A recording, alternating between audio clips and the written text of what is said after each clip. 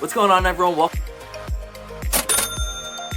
to Heater, winning thousands and thousands of dollars. If you're new here, I'm 22 from New Jersey, and I'm going to continue my wreckage today. We are back to Borgata, stepping it up in stakes to 510. Yes, you read that right. I get into some of the craziest pots of the year, winning more and more money. I don't want to keep you waiting anymore. Let's get right into today's video. Welcome back, everyone. We start off the session with Pocket Aces. What a way to start off the session, but it gets even better. The Under the Gun +1 player opens it up to $25. I decide to 3-bet to $80 in middle position, and he makes the call. So we're going heads up to a board, looking for a good one. It comes King 6-3 with a couple of diamonds. It looks good. We have the ace of diamonds, so we're not too worried about flush draws. He thinks for quite some time and decides to check. Not sure what that means, if he was deciding to bet or check. But nonetheless, I'm going for a C-bet here. I decide to bet out for $60. 60. Gets back to him. He's thinking, I'm hoping for at least a call, but unfortunately, he folds and we're on to the next hand. For this next hand, we look down at Jack 8 of hearts in the small blind, folds all the way down to the button who limps. I decide to raise it up to $15. The big blind folds and the button calls. So we're going heads up to a board of King 10-9. Definitely an interesting board. I should have all the advantage of having the strongest kings. And we also have a disguised open-ended straight draw.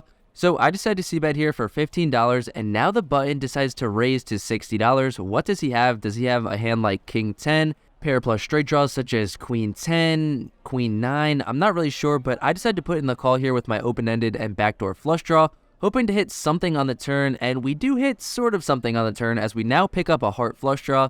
I decide to check, and now my opponent bets out for $85. Now, time to think for a little bit. Do we want to turn our hand into a bluff and raise? We do have removal to Queen Jack for the nut straight, and now we have a ton of equity if my opponent does call if we raise. But nonetheless, I think if we raise here and then our opponent re-raises, that's just going to be so unfortunate. We're going to have to throw away so much equity, so I decide to just put in the call. Praying to hit one of my outs on the river. I'm actually hoping that a heart comes because it'll be so hidden. My opponent will never put me on running hearts.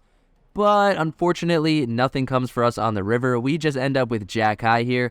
I decide to check, and now my opponent bets out for $165.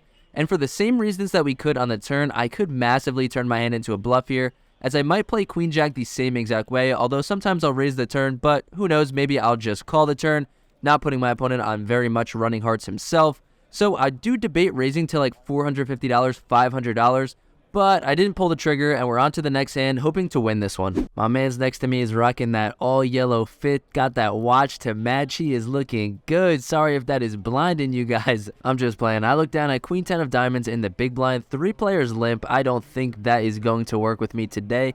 I decide to raise it up to $20, and every limper makes the call. So we're going 4 ways to a board, looking to smash it, looking to finally hit something, and what do you know? We flop yet another draw. Briefly, I did just want to thank Poker Chill for sponsoring this video. My friend decided to bet here. I decided to hero call with a 9. I was wrong. Download Poker Chill for free now to play with your friends. King Jack 3, definitely a board that's much better for me, as I'll have all the King Queen, Ace King, yada yada. Not even going to go into detail, but we have another open-ended straight draw. So I continue here for $35, and only my man to my left, who is pimped out in yellow, decides to get out of the way. He doesn't want the business. The other 2 players in late position make the call, so what strong hands are they going to have where they're just limping and calling a raise? Here's your answer, none. So I'll definitely be able to apply the pressure on the turn and get them off. And we pick up a beautiful turn to do that, the 5 of diamonds. Now we pick up a flush draw as well as our straight draw.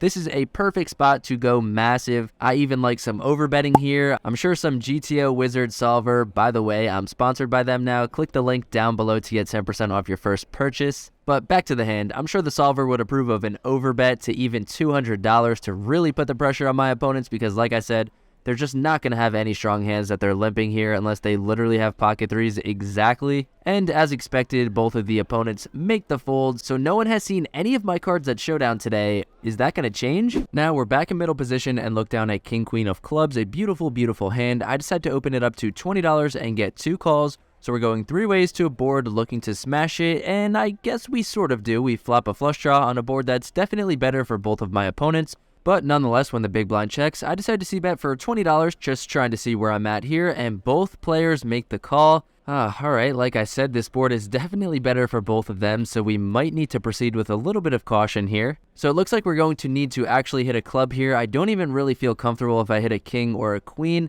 But an interesting turn rolls off as the ace of spades rolls off, which is definitely a much better card for me. The big blind checks, and now I continue for $50. We shed one caller in the hijack. He decides to fold, but the big blind sticks along. Not sure if he has a flush draw himself or a straight draw, because I do think two pair plus, such as a set or a straight already, would raise now. So I am hoping to see a club, and that's exactly what we hit. It does pair the board, but like I said, I don't think that's much to worry about, as I do think two pair would have raised on the turn.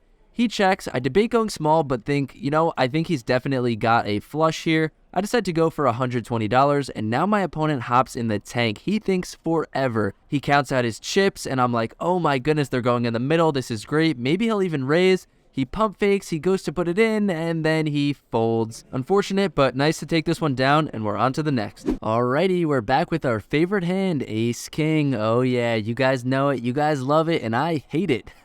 Nonetheless, after Under the Gun opens to $25 and +1 makes the call, I decide to 3-bet next to act to $85. It gets back to Under the Gun, who was the initial raiser, and now he starts thinking, and I'm like, oh my goodness, please don't put in a raise. He only started the hand with about $500, so if he puts in a raise, we're probably going to get it in. I don't like to get it in for anything more than that, but 100 blinds, I guess I'll do it. I know I've said time and time again that I'm not getting Ace-King all in, but this session has been so swingy, it's been so boring, it's time to make some content for you guys. The initial raiser now decides to put in a 4-bet to $225. Like I said, he started with about $500. I'm looking at his stack, I'm thinking these thoughts in my head. Content. I pump myself up, I put it all in, but he does make the call. So we're going to a run out. I'm hoping to see an ace, I'm hoping to see a king, and boom, we flop a king. I'm feeling great, the run out looks good, and my opponent shows ace king. Is this a effing joke? I can't win with this hand, I can only chop. What is this? I hate this hand so much. Alright, this hand got a little hectic because I started the recording late, but let me catch you guys up. There was a raise by an OMC, like a total OMC. He had his wife sitting behind him. You know those people are only playing premium hands. So when he opened it up to $15, I decided to just make the call with ace-queen.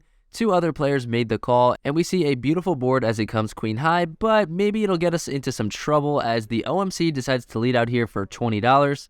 Now, I wanted to see where I was at, and I also did not want the other players to just make the call. I wanted to raise this one up and maybe get heads up against the OMC. If he was to re-raise me on the flop, I'd be able to easily get away. Or if one of the other players was to now come in for a 3-bet on the flop, I could get away.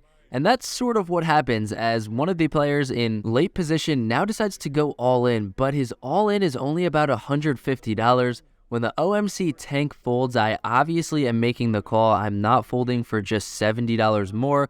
If his all-in was like $250 or $300, maybe I could get the fold in.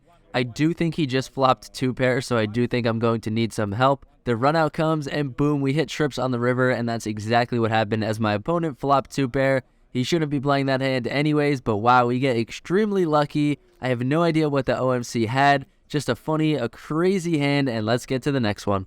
Alright, right after this hand, we get called for 5-10. We get seated right across from the dealer, so you guys are going to get to see the flops right up and personal. And oh my goodness, strap in, because this first hand is absolutely insane. We look down at ace-queen, under the gun +1, opens it up to $35. The button decides to call $35, and I'm sitting down right away, getting to business. My very first hand, I decided to 3-bet this one up to $160. I am not playing around. I'm not effing around. Only the initial raiser decides to make the call. So we're going out of position against a strong range.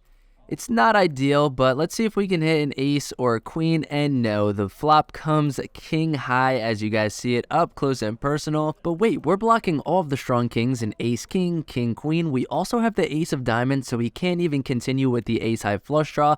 This is actually a pretty good board for us here. But alright, time to strap in, buckle down, and play some real poker. I decided to c-bet for $110, just like I would do with ace-king, king-queen. I'm hoping to just take it down right now. Honestly, I'm fine with taking it down right now, winning $200. You guys see the big jump in stakes right away, as my 3-bets in 2-5 are $80, $90, $100. Now it's $160. So if I take it down, like I said, it's $200, but unfortunately, my opponent makes the call. So maybe we can hit a queen or an ace on the turn and make things a little bit easier, and no, another brick. But okay, I still would have all the strong hands here, and what would I do with ace, king, king, queen?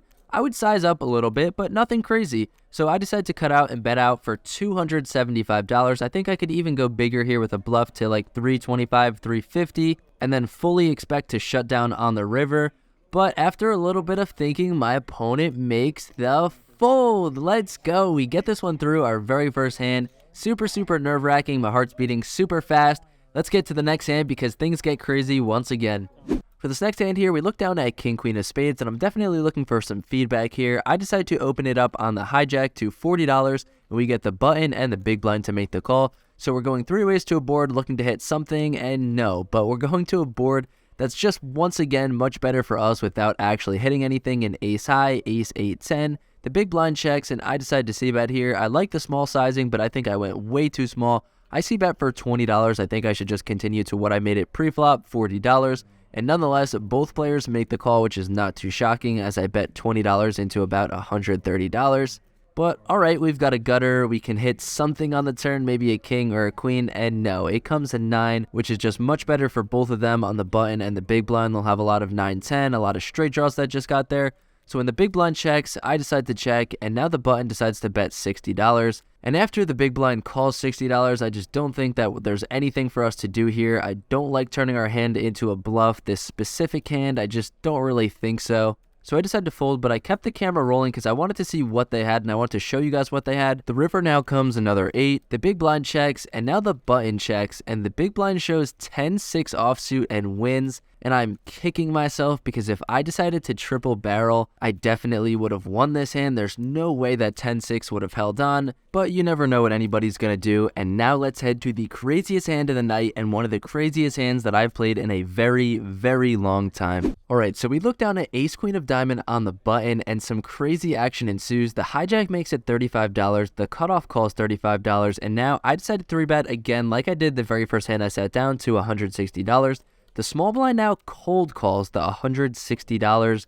Right away, that is just ringing alarm bells all over the place because nobody does that. So I'm just like, what does that even mean? And even worse, the hijack calls 160 and the cutoff calls 160.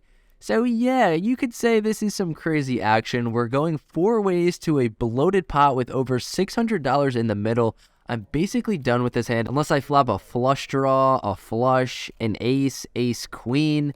And that's exactly what happens. As you see, the board comes ace 6-3 rainbow. And now the action checks all the way to me. Still just completely confused at the situation and what everyone has. I'm not sure whether I should bet here, how much I should bet here, should I check? I decided to bet $220 here. I like the sizing. And just the small blind calls, the super suspicious small blind. So to reiterate, the small blind cold called my $160 raise pre-flop and then called my bet here on ace 6-3.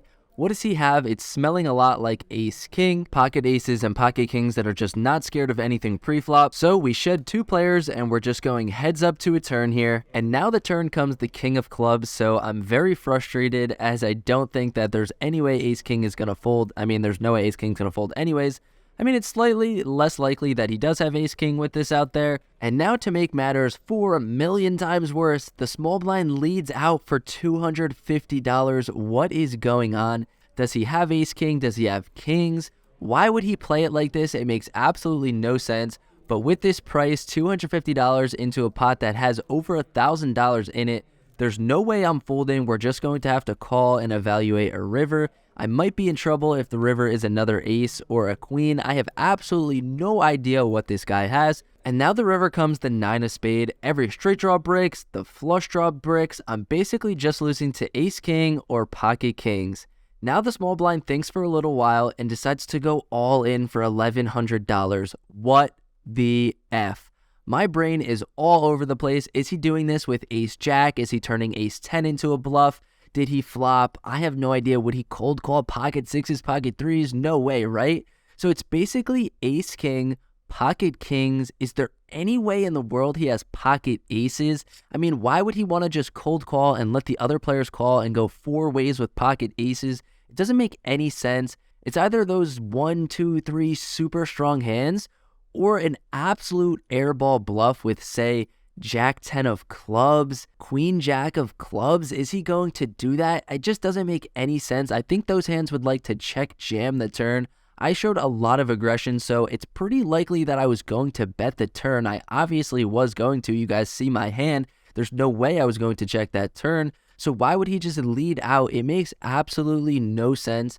And usually when this stuff happens and I'm just absolutely left in the dark, my brain is all over the place, I tend to stick in the chips, and that might be my weakness, as here I decide to suck it up and stick in the chips, and my opponent shows pocket aces. My soul is crushed. He played it just so weird, and honestly, I hate to just, criticize other people's play, but if I didn't have ace king or ace queen, he's folding out every possible hand that I have. I could have all the jack 10 of clubs, queen jack of clubs, and all those hands, they're going to barrel the turn. And when he just leads out the turn, I would probably, maybe even fold or get away from those. If I'm not folding, he gave me a great price to draw. It just is super weird. I'm guessing two of the other players had maybe like pocket nines, pocket eights. He's just giving them a great price to call pre-flop and suck out on him. I'm just super frustrated because I knew in my gut that it was ace king, aces, or kings. I wasn't thinking aces. I honestly was thinking more kings, or a super scared ace king that doesn't want to get it in pre-flop. I'm so pissed off at myself. These things really sting. All right, and sometimes poker is brutally humbling. Minus $1,500 on the day. It's not a terrible loss for moving up in the stakes. I just should have found the fold button. Sometimes I can't. You live and you learn. Just have to keep learning, improving, getting better. Hopefully you guys enjoyed the session. Peace out. Have a good day.